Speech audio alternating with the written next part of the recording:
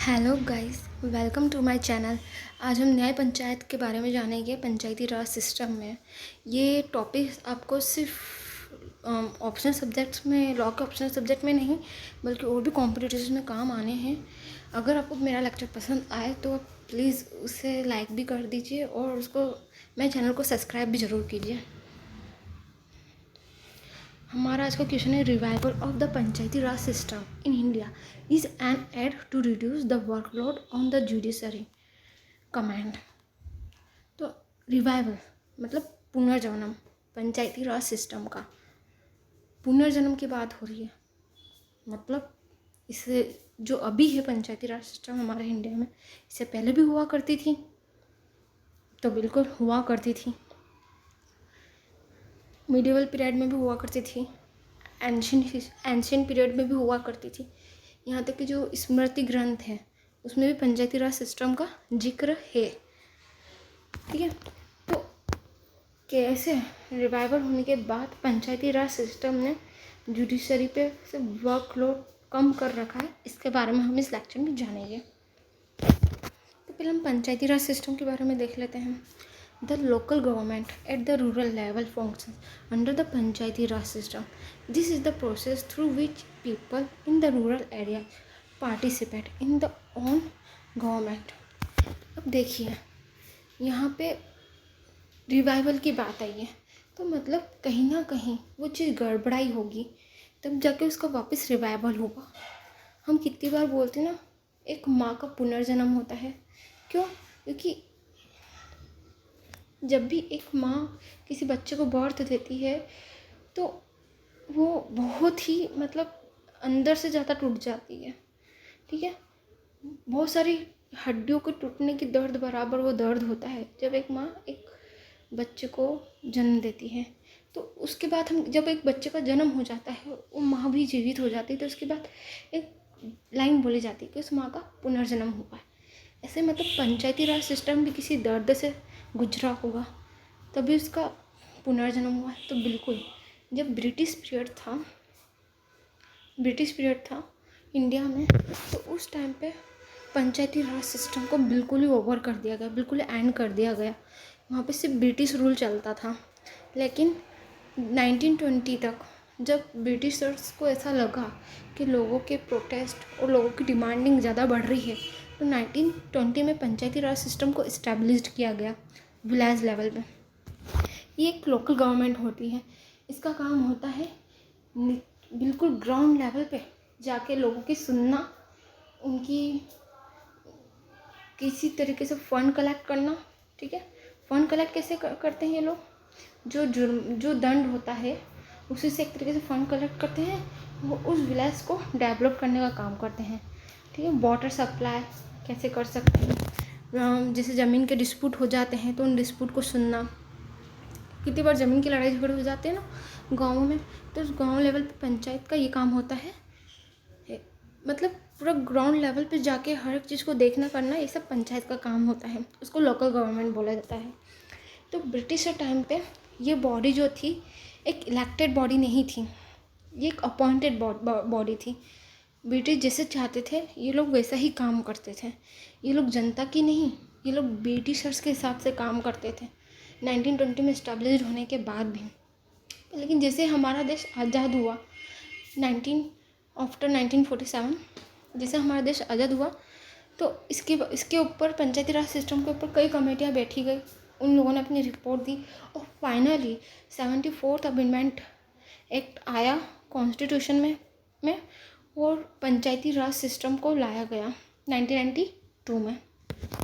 पंचायती Raj system आया तो district level पे और विलेज लेवल पे इसको पंचायती राज सिस्टम को इस्टेब्लिश किया गया। तो वो चीज़ें आपको आगे और अच्छे से समझ में आएगी।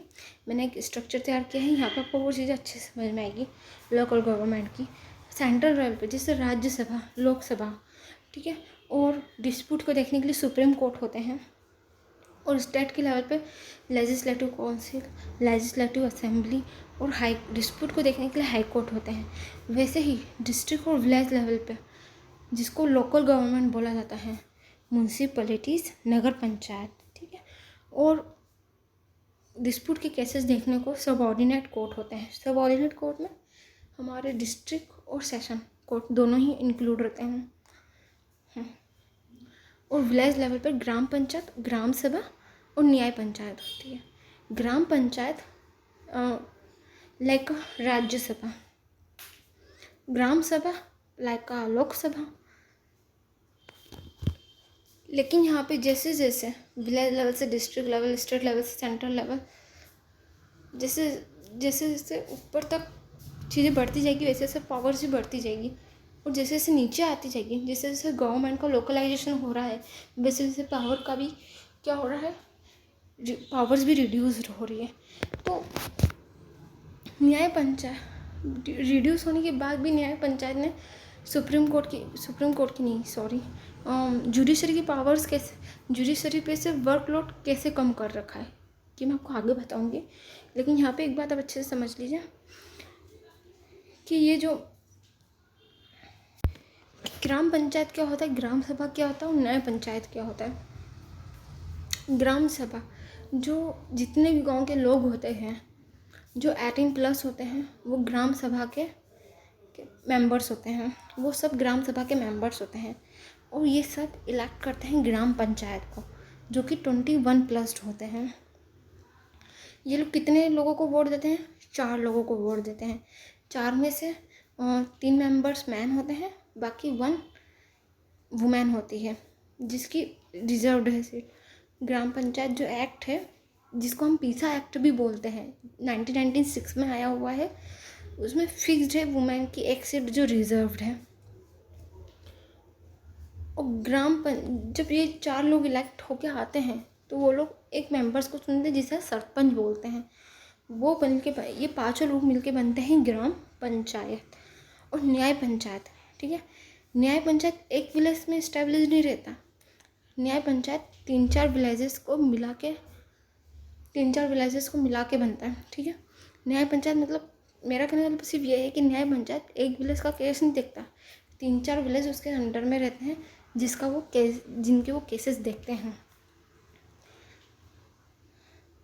और न्याय पंचायत में एक जज होता है जो ये सब केसेस सुनता है। अब न्याय पंचायत की बात करें तो न्याय पंचायत एक जुडिशल विंग है पंचायती राज सिस्टम का गांव के लेवल पे।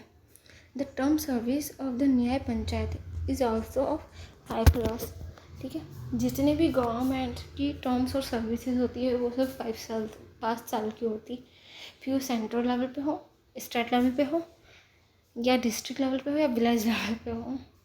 It hears and decided minor civil and criminal cases. ये बहुत छोटे छोटे केसेस जो होते हैं, जैसे थीफ के, ट्रेसपास के जैसे एक भाई दूसरे भाई के घर में घुस जाता है डिस्प्यूट करने के लिए, ज़मीन का विवाद हो जाता है 2 लोगों के बीच, ऐसे केसेस को देखता है। It can fine and punish the guilty with in certain limits. ये जो फाइन रहते हैं ये 50 से 1000 तक के बीच में इनको फ़ाइन लेने का राइट है, इससे ज़्यादा क्या फ़ाइन नहीं ले सकते। ये एक लिमिट होती है इनकी पनिशमेंट देने की, और ये किसी को जेल नहीं पहुंचाते।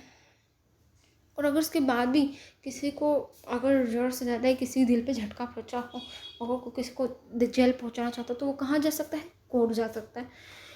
और यहाँ पे बिल्कुल लो प्राइस में, बिल्कुल 100 रुपीज़ में सारा काम न्याय पंचायत सुन लेती है। और वहीं अगर कोर्ट जाना होता है तो सिविल, अगर क्रिमिनल मैटर हो तो पहले रिपोर्ट लिखवानी पड़ती है, सिविल हो तो वकील करना पड़ता है, बहुत सारे टाइम भी बर्बाद होता है, और लेस टाइमिंग में कुछ भी नहीं हो पाता है, और बहुत टाइम भी लग जाता है, और कितनी बार लोगों को न्याय भी नहीं मिल पाता। लेकिन न्याय पंचायत की वजह से जल्दी से इंसान को न्याय भी मिल जाता है, और इससे एक जुडिशरी के ऊपर बर्डन भी कम हो जाता है। अच्छा, इतनी सारी कोर्ट से, इससे पहले हमने ट्रिब्यूनल कोर्ट पढ़ी और अब हम न्याय पंचायत पढ़ रहे हैं। इतना वर्कलोड करने वाले डिपार्टमेंट तैयार किए गए हमारी कंट्री में, इंडिया में, उसके बाद भी कोर्ट पे से वर्कलोड क्यों नहीं कम होता।